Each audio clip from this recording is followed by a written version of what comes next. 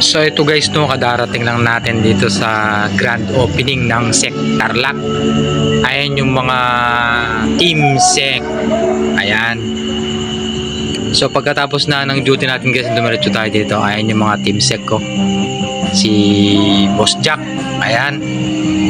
Tsaka yung dalawang girls. Ayun. Si Boss G. Lalakad sila no. Ayan. Ayan guys, no. Try natin pumasok dito sa loob guys, no. Ayan.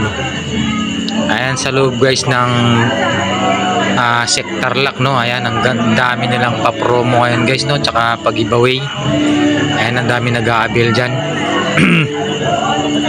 So yan talaga sa loob ng SEC Tarlac, no.